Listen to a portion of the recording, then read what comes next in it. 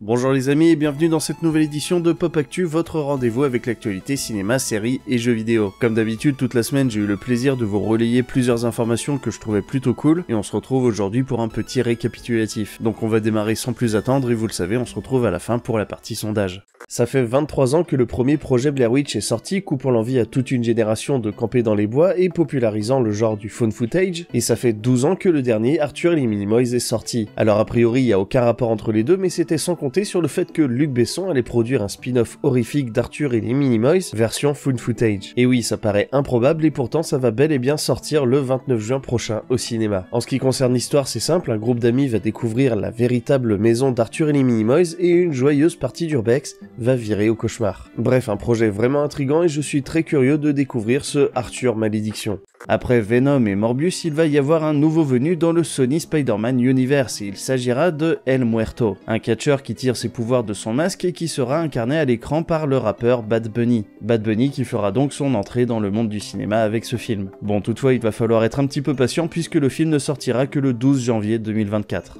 C'est officiel, Johnny Depp n'incarnera plus jamais le célèbre pirate Jack Sparrow. Une bien triste nouvelle qui tombe tandis qu'un 6ème film était en discussion. Mais bon, c'était sans compter sur le procès qui oppose l'acteur à son ex-femme. En effet, Disney a préféré couper toute collaboration avec Johnny Depp pour se protéger des éventuelles retombées de l'affaire. Une information confirmée par l'acteur lui-même, et je ne sais pas ce que vous en pensez, mais personnellement je trouve ça un petit peu dégueulasse toutes ces entreprises qui le lâchent tandis que le procès n'est pas terminé. En 2019, Adam Sandler a surpris tout le monde avec son interprétation dans le film des frères Safdie, Uncut Gem, un film très éloigné des productions dans lesquelles il joue habituellement et qui lui a valu d'être récompensé au film indépendant Spirit Awards. L'occasion pour lui de faire un discours bien critique envers le système hollywoodien mainstream. Mais bon, surtout le film est absolument génial et du coup quand on apprend que l'acteur va de nouveau collaborer avec les frères Safdie sur un nouveau projet, forcément ça n'augure que du bon, même si pour l'heure rien d'officiel n'a été annoncé et qu'on ne connaît pas encore la nature de ce fameux projet.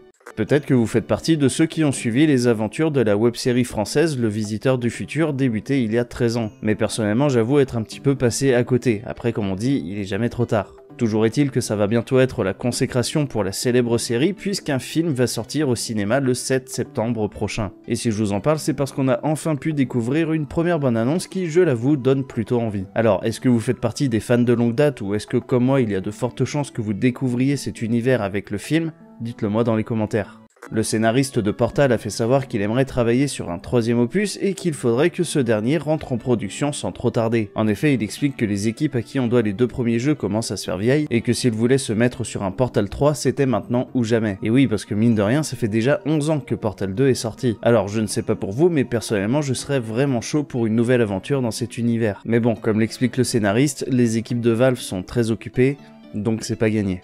C'est officiel, The Batman va avoir droit à une suite. Alors sans spoiler, il faut bien dire qu'on s'en doutait un petit peu vu le teasing qui nous a été fait à la fin du film. Le fait aussi que le pingouin de Colin Farrell va avoir droit à sa propre série, et surtout le fait que The Batman est pour l'instant le plus gros succès de l'année avec 750 millions de dollars de recettes. On retrouvera donc Robert Pattinson dans la peau du Chevalier Noir, et sûrement le reste du casting dans une suite qui sera toujours réalisée par Matt Reeves. À part ça, on n'a pas plus d'informations si ce n'est que le réalisateur avait fait savoir qu'il n'excluait pas d'intégrer des personnages un petit peu moins réalistes, comme Mr. Freeze par exemple. Bref, tant que le projet n'est pas encore rentré en production, tout est possible. Et bien voilà pour les news, j'espère que vous avez kiffé et d'ailleurs j'en profite pour vous demander si vous suivez un petit peu les informations que je vous poste tout au cours de la semaine avec les vidéos courtes, ou si vous attendez plutôt les éditions de Pop Actu. Dites-le moi dans les commentaires parce que ça m'intéresse. Et en ce qui concerne le sondage, la semaine dernière, je vous demandais si côté gaming, vous étiez plus solo ou multijoueur. Et en vrai, je pensais que ça allait être plus serré que ça, mais finalement, vous êtes quasiment les 3/4 à préférer le jeu solo. Alors c'est bien, comme ça je me sens un petit peu moins seul, parce que ça n'a rien de nouveau, moi j'ai toujours préféré le solo, à part peut-être à l'époque du multijoueur en local, parce que je suis une vieille personne. Mais après, dans les commentaires, j'ai quand même vu passer des fervents défenseurs du multijoueur, et de toute façon, le plus important, c'est de jouer et de kiffer. Sur ce, merci à tous ceux qui auront regardé cette vidéo jusqu'au bout, ça fait vraiment plaisir, et merci à tous ceux qui soutiennent la chaîne en likant, commentant, partageant les vidéos et en vous abonnant d'ailleurs si c'est pas déjà fait. Mine de rien ça motive et parfois je vous le dis, c'est pas du luxe. En tout cas je vous dis à très vite dans de nouvelles vidéos, d'ici là portez-vous bien, c'était Glenn Erwan, see you next time.